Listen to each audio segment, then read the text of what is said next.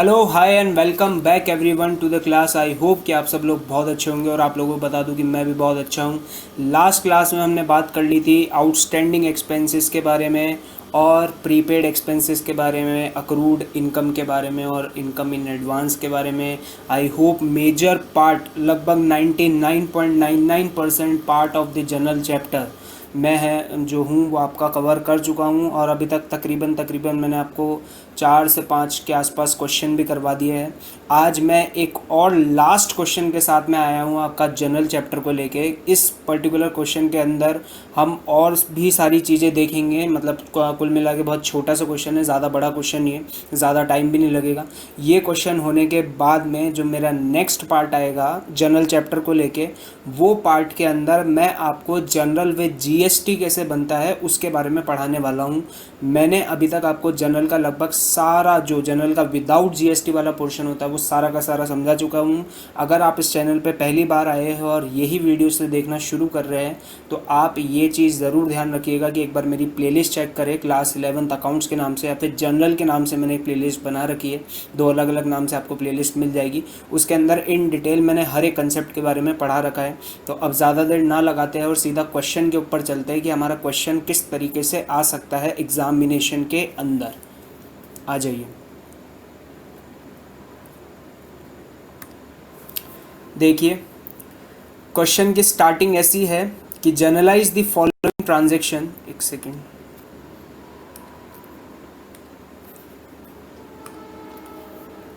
हाँ अब आ जाइए। क्वेश्चन ऐसा दे रखा है कि journalise the following transaction in the books of Raman. Raman की बुक्स में इन ट्रांजैक्शन को जनरलाइज करना है।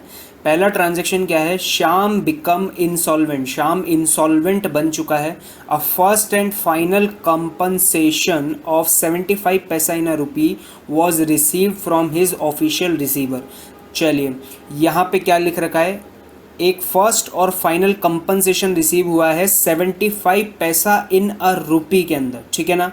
फ्रॉम हुम? फ्रॉम हिज ऑफिशियल रिसीवर से, ठीक है। तो 2 पॉइंट यहाँ पे हम एक बार देख लेते हैं। अगर आपने बेड डेट्स वाला मेरा पार्ट देख रखा होगा कि बेड डेट्स की एंट्री किस तरीके से बनती है, तो आपको ये पॉइंट ढंग से समझ में आ गया होगा। फिर भी मैं आपको एक बार बता देता हूँ कि मान लीजिए अगर हम शाम से 1 रुपीज़ मांगते होंगे तो 1 रुपीज़ में से 0.75 पैसा ही अब शाम हमको देगा।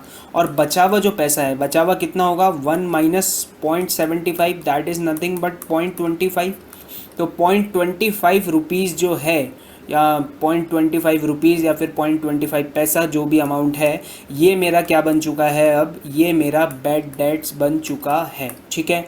आई होप कि आपको ये पॉइंट समझ में आया होगा। और 0.75 रुपीज़ मेरे को क्या है? अब शाम से मेरे को इतना रुपया मिलेगा, ठीक है। तो यहाँ पे जनरल एंट्री क्या हो जाएगी? उससे पहले मैं आपको एक बार बता दूँ कि ऑफिशियल रिसीवर क्या होता है। मान लीजिए ये शाम है, ठीक है। ये शाम इंसॉल्वेंट हो गया। तो इंसॉल्वेंट हो गया, ये पता कैसे चलेगा? शाम जब इंसॉल्वेंट होगा, यानी कि जब वो इंसॉल्वेंट की स्टेज पे पहुंच जाएगा, इंसॉल्वेंसी की स्टेज पे, तब वो कोर्ट के पास में जाएगा, ठीक है। और कोर्ट के पास में जाने के बाद में क्या होगा? कोर्ट एक उसके बिहाफ पे ऑफिशियल रिसीवर अपॉइंट करेगा, ठीक है।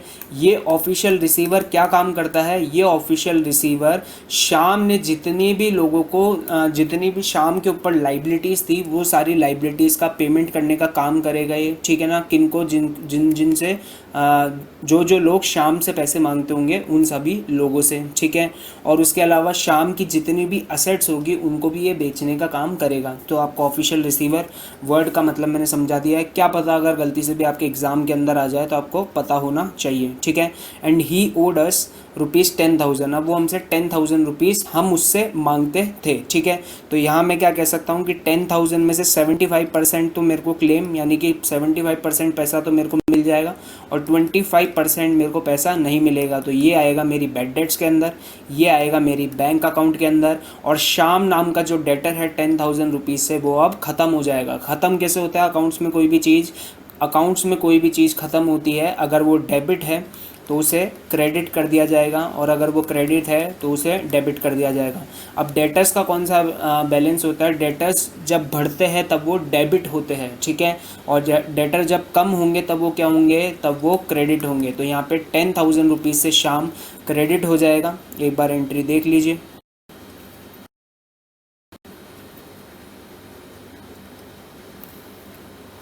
ये एंट्री है,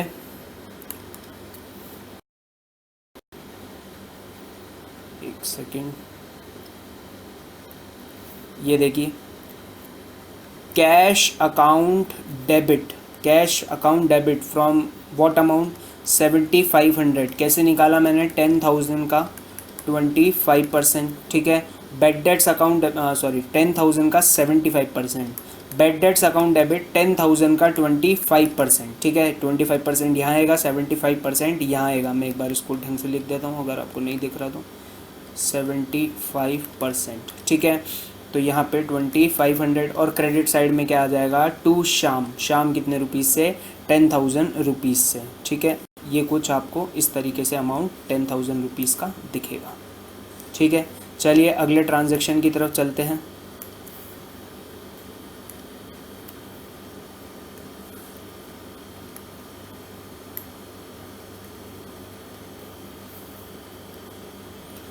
अगला ट्रांजैक्शन है received cash for a bad debts return of last year. Last year हमारी कुछ बैड डेट्स थी, वो राइट ऑफ हमने कर दी थी। हमने सोचा था वो पर्टिकुलर जो इंसान है वो पैसा नहीं देगा।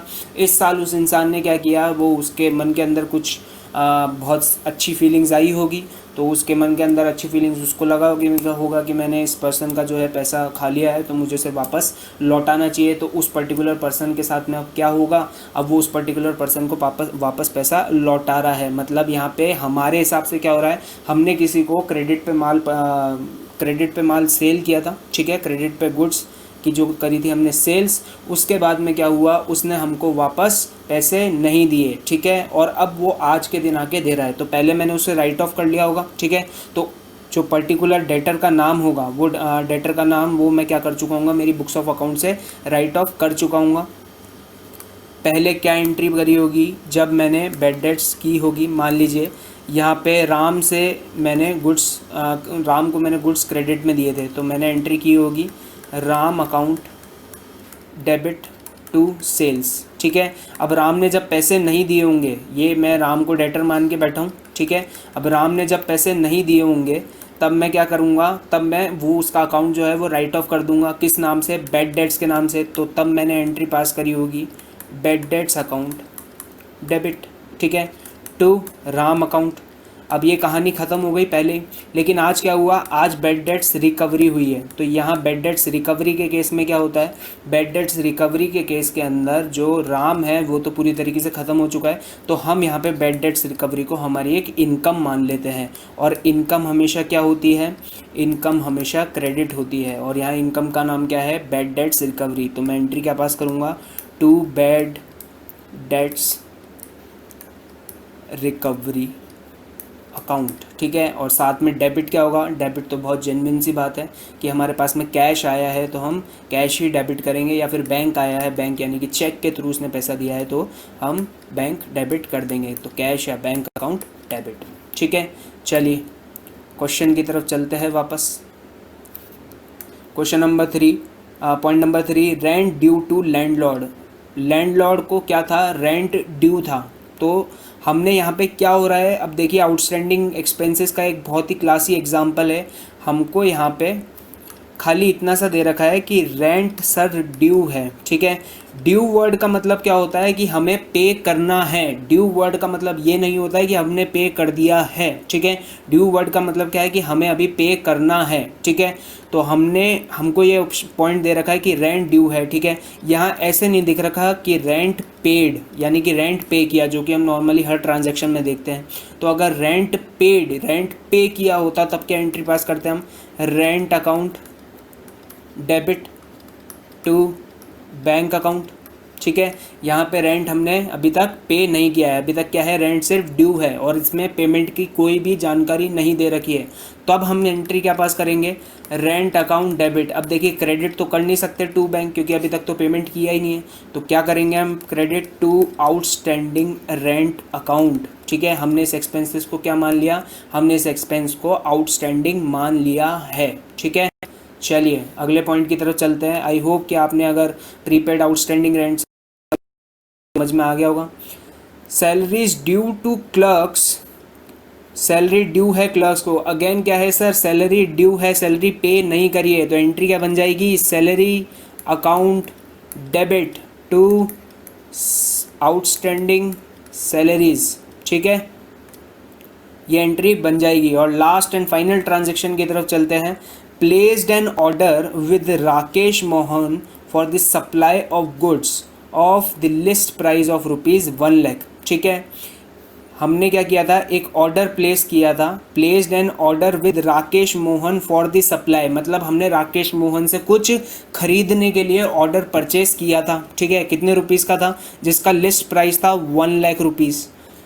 इन दिस कनेक्शन, इस कनेक्शन में देख लीजिए एक बार, वो नहीं दिख रहा तो शायद मैं आगे आ गया हूँ। तो इन दिस कनेक्शन क्या हुआ, in this connection Raman paid 10% of the list price as an advance by cheque. Raman ने क्या किया, 10% of the list price advance की फॉर्म में पे कर दिया, ठीक है। रमन कौन है यहाँ पे, बिजनेस का ओनर, तो हमने यहाँ पे क्या कर दिया, 10% एडवांस पे किया है। क्या पे किया है, एडवांस पे किया है। ये कौन सा एक्सपेंस हो गया, प्रीपेड एक्सपेंसेस, मतलब अभी एक्सपेंस हुआ नहीं था, ठीक है। अभी ये पूरा सेल का परचेज का जो ट्रांजेक्शन था वो पूरा हुआ नहीं था। तो सबसे पहले आप ये देखिए कि हुआ क्या क्या। 1,00,000 रुपए के गुड्स थे, 1,00,000 रुपीज़ उनका प्राइस था। 10% क्या हुआ, 10% डिस्काउंट मिल गया हमको। कैसे पता, देख लीजिए transaction. Placed an order with Rakesh Mohan for the supply of the goods, list price of ₹1,00,000. In this connection, Raman paid 10% of the list price as an advance, ठीक है। मैं शायद गलत बोल गया, 10% का डिस्काउंट नहीं है, खाली यहाँ पे क्या लिख रखा है कि जिसका लिस्ट प्राइस था ₹1,00,000। और इस कनेक्शन में क्या हुआ, इस कनेक्शन में रमन ने 10% of the list price advance में पे कर दिया। तो देखिए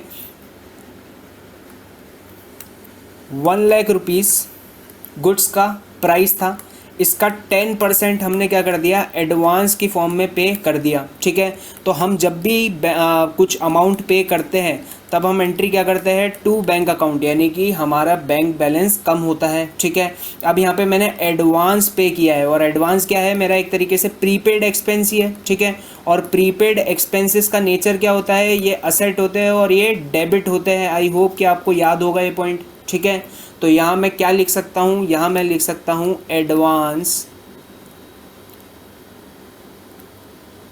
फॉर गुड्स, गुड्स के लिए एडवांस दिया, ये advance for goods account debit, ठीक है, टू बैंक अकाउंट। और अमाउंट कितना हो जाएगा, 10,000 रुपीज़, 10,000 रुपीज़, यानी कि 1,00,000 रुपीज़ का 10%, that is nothing but 10,000 rupees. I hope कि आपको ये पॉइंट भी जो है वो समझ में आया होगा, ठीक है। चलिए, इसका सॉल्यूशन जो है वो मैंने आपको दे दिया है। अगर आपको इसका सॉल्यूशन डाउनलोड करना है तो आप मेरी वेबसाइट से डाउनलोड कर सकते हैं।